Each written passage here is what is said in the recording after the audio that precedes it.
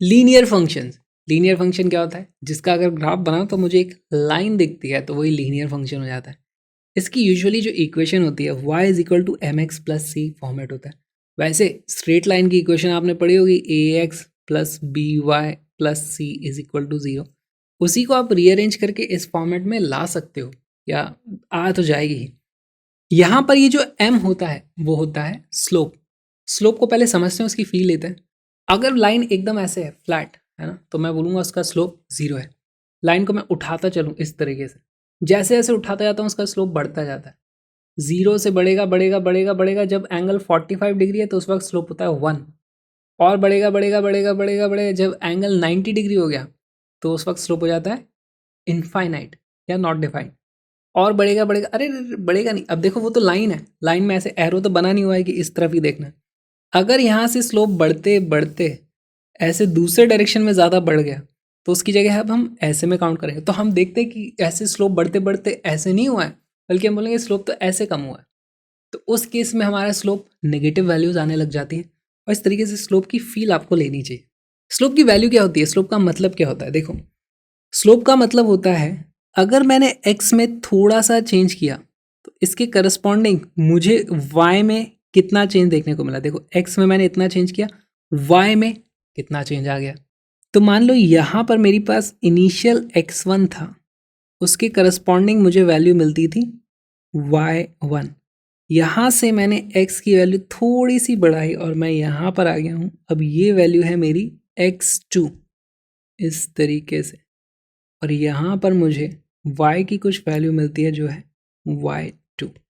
हमारे पास स्लोप की वैल्यू होती है change in y divided by change in x। y में चेंज यानी कि इतना चेंज हो गया। अच्छा, यहाँ पर देखो, मैं उसको मार्क भी कर सकता हूँ, this is my change in y, delta y, and this is my delta x। तो ये हो जाता है delta y upon delta x। अच्छा, आपको यहाँ पर एक एंगल दिखाई दे रहा है, ट्राइंगल, राइट एंगल ट्राइंगल। ये राइट एंगल ट्राइंगल बन गया है इस तरीके से, और ये हमारे पास एक एंगल है थीटा। तो क्या मैं इसी को लिख सकता हूँ, this is equal to tan theta. और ये थीटा कौन सा एंगल है? ये है हमारा एक्स एक्सिस के साथ वाला एंगल थीटा, राइट। ये भी एंगल थीटा है, ये भी एंगल थीटा है। तो अब पता चल गया हमें स्लोप की वैल्यू होती है m is equal to tan theta. Theta x axis के साथ होना चाहिए। एक्स एक्सिस के साथ हम इस तरीके से नापते हैं हमेशा, है ना, एंटी क्लॉकवाइज डायरेक्शन में। तो दिस इज थीटा। इस वाली के लिए हम थीटा कैसे पता कर सकते हैं? यहाँ पर हम इस तरीके से एक्स एक्सिस के पैरेलल एक लाइन बनाओ, ये इसका थीटा हो गया। इस वाली लाइन के लिए कैसे पता करोगे? अगेन कहीं पे भी बनाओ ऐसे एक्स एक्सिस के पैरेलल, और ये इसके लिए थीटा की वैल्यू हो गई। और यहाँ पे आप देखोगे कि इधर ये वाला जो है ना फाई, तो minus of tan phi is equal to tan theta होता है। तो बस फील लेने के लिए आपको ट्रिग्नोमेट्रिक की वैल्यू में जाने की ज़रूरत नहीं है। ये क्यों लिखा है ऐसा? जब भी लाइन ऐसे आगे की तरफ झुकी हुई है, अब आगे पीछे कैसे होता है, हम हमेशा 90 डिग्री से छोटा वाला एंगल देखेंगे। 90 डिग्री से छोटा वाला एंगल देखोगे तो या तो लाइन इधर यहाँ तक होगी, या फिर वो नीचे की तरफ आ जाएगी। 90 से बड़ा होते ही हम छोटा वाला एंगल कंसिडर करने लग जाएंगे। तो जब भी 90 डिग्री से मतलब छोटे वाले एंगल को कंसिडर करो, लाइन नीचे झुकी है यानी स्लोप नेगेटिव है, लाइन ऊपर की तरफ है यानी कि स्लोप पॉजिटिव है। इस तरीके से हमको फील लेनी है। अब हम इन लाइंस की इक्वेशन लिखने की कोशिश करते हैं। मान लो इस केस में हमें दिया गया है कि इस लाइन की स्लोप m की वैल्यू है 1। तो इसकी इक्वेशन क्या हो जाएगी? y is equal to m x plus c. m की वैल्यू कितनी है? 1x प्लस सी। सी कैसे पता चलेगा? x की वैल्यू 0 रख दो तो y की जो वैल्यू आएगी वही सी है। तो इस लाइन के लिए x की वैल्यू जब 0 होती है, यहाँ पर देखो x की वैल्यू 0 है, तो y की वैल्यू कितनी आती है? यहाँ पर ये 1 2 3 दिख रहा है मुझे, तो ये आंसर आ जाता है 3। तो y is equal to x plus 3 हमारे पास वैल्यू जाती है, y is equal to x plus 3। इस वाली लाइन की बात करेंगे हम। यहाँ पर इस लाइन की स्लोप लिखने की, यहाँ पर मुझे बताया गया है कि इस लाइन की स्लोप है m इज इक्वल टू -1।